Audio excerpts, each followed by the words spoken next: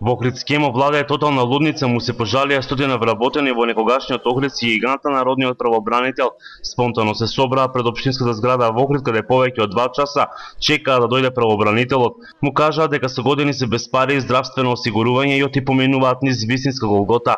Рекаот и не може да ги добијат за останатите плати кои што компанијата им ги должела за изминативе години работа. Има и такви кои од емо бараат да им бидат исплатени и по 40 и 50 за останати плати. Моментално емо е тотална лудница, никој ништо не знае. Е така, и тие што одет, џабе одет.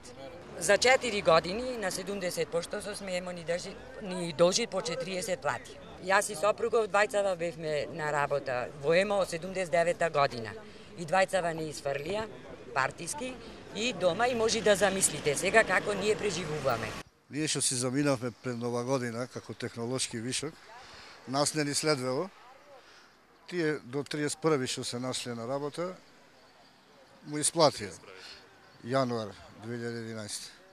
Нив му исплатија. И се ние бараме, а му исплатија како за останати плати. Во емо не се исплатени плати скоро во некои доајали 5 години. Во некои доајали 25-30 плати. Извршни решенија имат веќе за исплата на плати. И тие не фигурираат. Уопште ниедно не е извршено. Тешко се извршуваат извршни решенија. Од кои причини не знаеме. Извршители видите само кревет раменци. Сега се поделија некои пари, не знаеме како ги поделија и врз основа на што ги поделија. Сега тие што одат на работа, наводно им дале еден износ на плати. Вработените велат дека иако ги добиле судските спорови против компанијата, извршителите не можеле да пристапат кон наплата на средствата. Работа в 40 години и 3 месеци на работен стаж и то све во емо.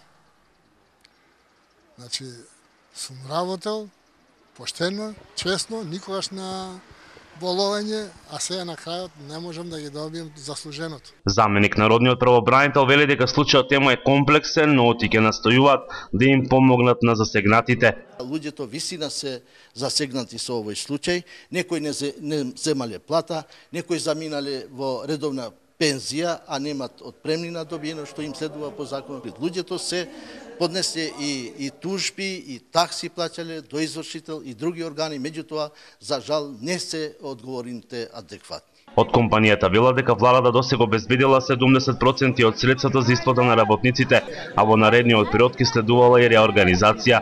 Министерот за економија Валјон Сарачинин одамна најави дека имало многу заинтересирани компании земо и оти владата ќе понудила порелаксирани услови за потенцијалните инвеститори, исто како и за Скопски ОХИС, за кого пропадна уште еден обид за продажба.